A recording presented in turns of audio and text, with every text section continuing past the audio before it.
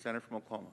Okay, well, thank you, Mr. President. I'm very pleased that the Senate's finally voting on the fiscal year 2022 Defense Authorization Bill. This is the most significant bill of the year. There's an old document that nobody reads anymore. It's called the Constitution. It kind of tells us what we're supposed to be doing around here, and sometimes we forget. And we're talking about national defense. That's what we're supposed to be doing. And that's why Congress has passed a defense authorization bill for the last 60 years. This will be the 61st year in a row, and it will pass. It's going to pass in about another half hour from now.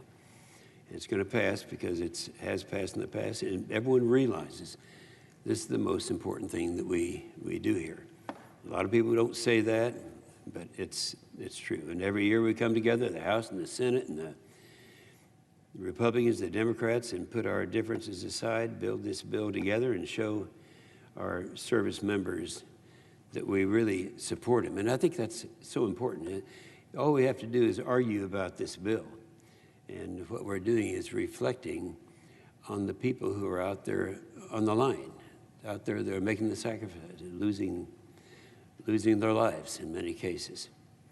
It's important that they know that this is the most important thing we do, and that's exactly what we did this year. It looked a little different this year because the Senate didn't take up the bill until after Veterans Day. Now, and I was critical of Senator Chuck Schumer because we filed our bill. Senator Reid and I filed this in September the 22nd, and we didn't take it up until November 17th. That's 2 months that was wasted that we could have used and used very productively, and we don't need to do that. We can't let that happen again. It's the most important bill that we do all year, and it shouldn't be left to the last minute. And that's especially the case right now because we face threats that, like we've never before in my lifetime faced. We have China and Russia. They're growing and modernizing their militaries at a rate that we've never seen before. They're using their new technology to menace their neighbors. We're seeing Russia build up forces on the Ukraine border, most likely intended to be used for them to attack. We feel that that's what is happening now, and we've seen evidence that China is testing hypersonic missiles technology that we don't even have. We don't have hypersonic missile technology like the Chinese have. You know, and those of us have studied what happened in World War II, and we swore that we weren't going to let this happen. And for a long period of time, we had the best of everything. One area where America should have the best of everything, we didn't have the best of everything. So we've seen threats, or seeing threats now that we haven't seen before. And yes, the Ukrainian border, we know what's happening there. We know that 100,000 people are ready to go in. The Russians are there. And now we've seen China use things that we didn't, that we don't even have today. At the same time, following a disastrous withdrawal, the terrorist organizations are resurging in Afghanistan. I think we all remember in Afghanistan what happened. The president went in and we had a withdrawal when we shouldn't have had a withdrawal. And our allies and partners are questioning our credibility and commitment because of that debacle. Iran continues to expand its nuclear program, and North Korea continues its own provocations. In short, we have no shortages of challenges to our security and our military supremacy. The security situation with both China and Russia has gotten far worse since the Armed Services Committee first advanced this bill back in July. It's gotten worse every few days, certainly every week, each week. I can't think of a more necessary bill to pass right now, as we're going to do in another short period of minutes, and then this defense authorization bill. It's the most important bill that we have. I worked together with Chairman Reid, Senator Reid, Chairman Smith, Ranking Member Rogers, and the Armed Services Committee in both chambers to build a bill that will help us respond to all of these threats. And we work together. We work together in the committee and for a long time. You know, people think, well, this is only something that we're doing, or in those of us who are in the positions to be providing the leadership in our military, that we do once a year. But I can tell you right now that after we do this, which I think we'll get passed today, and it'll be signed, we'll start again on next year already. Our final product is a responsible bipartisan path forward that strengthens national security and gives our troops and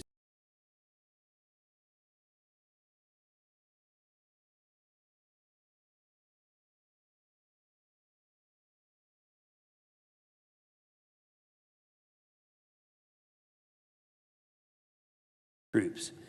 They need to, we don't want them to have close fights by boosting the defense top line by $25 billion. That's what we did. That's the very first thing that we did, was to bring that up to something where it is $25 billion over President Biden's request.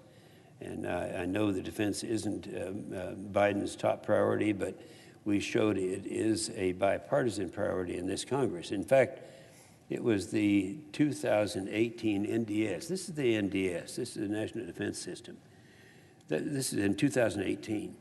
And we had 6 of the smartest Democrats in this field, 6 of the smartest Republicans. We got together and put together this thing called the Providing for the National Defense. This was the Defense Strategy Commission. It's one that we've been following since that time. And it shows that we can get things done. It's one that we refer to. This is our pattern. And it's a budget cut like the president wanted isn't going to get us there. In total, this bill authorizes almost $778 billion for the Department of Defense and for nuclear programs at the Department of Energy. This increase supports many of the military's unfunded priorities, things they need that President Biden's inadequate budget couldn't meet, plus things Congress agrees the department must fund in critical areas. We provided a 35% increase above the president's budget for military construction, the largest MILCON that we've had in over 10 years. We also provided $4.7 billion increase for shipbuilding, allowing our military to purchase 5 new battle force ships, which will be key in our priority theater and in Indo-Pacific. And I think we know what the Chinese have been doing with their ship program. We bolstered support to key areas like Taiwan and Ukraine.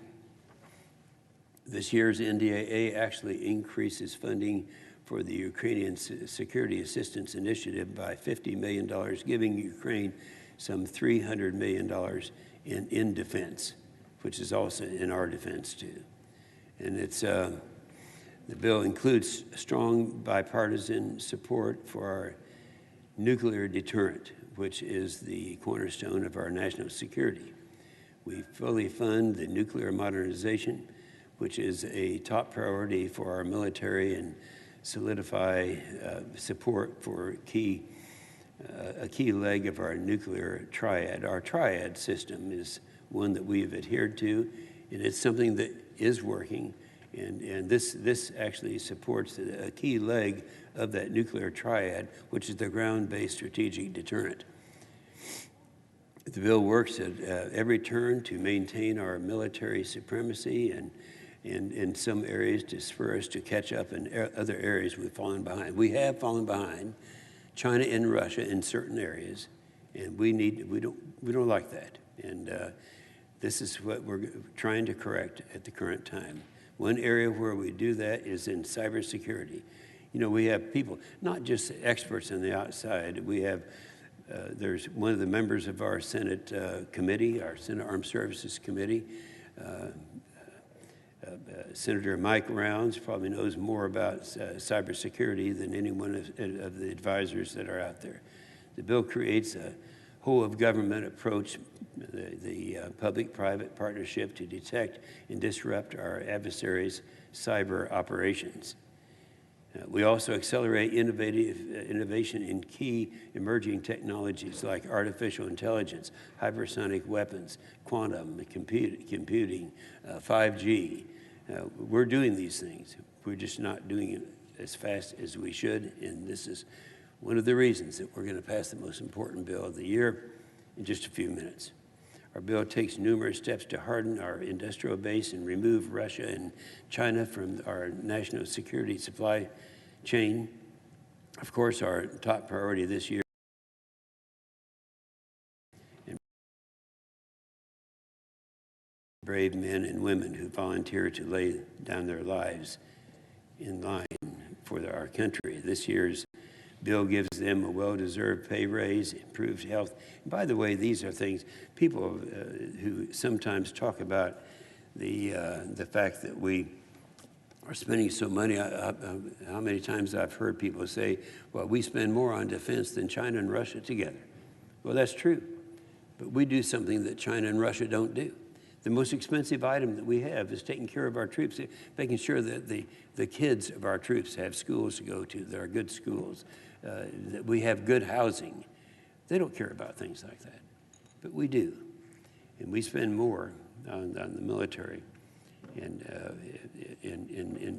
people try to use that against us. Well, our people are first, and we're the only country who believes that. It prevents service members from being dishonorably discharged for refusing coronavirus vaccine. This is something that we changed a system that otherwise would have offered a dishonorable discharge. And it's in this bill. So it's a good bill. You say, you know, it's not perfect, no bill is perfect, and there's some things I would have had in this bill, and then I'm sure that Senator Reid would have had in this bill that didn't make it. Before we close, I do want to thank the good people who worked so hard on this bill on the floor. People don't realize that. You know, you go back to the real world and you talk to real people, as I do when I go back to Oklahoma, and they point out that they don't believe that people are really working, but in the case of the military, they are. I just have to say that the hours that they work, I had occasion to talk to a group about John Wasson. John Wasson is the minority staff director, about the number of hours that he works and that his team works. And I'm going to read the names of this team. I know that Senator Reid is going to be reading the names of the majority on the team. But I think it's important that people understand that we have a committee staff that works hard. And we're very thankful for the people who provide all that effort. On his team, John Wasson has Rick Berger, Tom Goffis, Scott Richardson, Greg Lilly, Marta Hernandez, Jenny Wright, Adam Barker, Alan Edwards, Katie Magnus, Sean O'Keefe, Brad Patu, Jason Potter, Brad Slattery, Katie Sutton, Eric Traeger, Adam Truill, T.C. Williams, Robert Winkler, and Andy Caputo. From my staff, I had Luke Holland, Dan Hillenbrand, Don Archer, Dan Holden, Sam Tritza, Esther Salters, Jake Johnson, Jake Hinch, Alexandra Slocum, Victor Salmiendo, Dixon Yonan, Lacey Burke. What would it do without Lacey Burke? Lori Fitch and Naomi Walker. And sometimes we forget about the hardworking staff, the floor staff. Nobody ever mentions them. We have a lot of the same people that have been there for a number of years, and we couldn't operate without them, and they were really busy on this bill. And that's Robert Duncan, Chris Tuck, Tony Hannigan, Catherine Foster, Brian Canfield, Max Boyd, and Maddie Sanborn. I'm grateful for all of their services, and don't forget this is only half the battle. After this, we have to go through, and after we have made the priorities that we have made, the appropriators will get busy and do what they had done to be a part of this effort that is the most significant effort that we're having.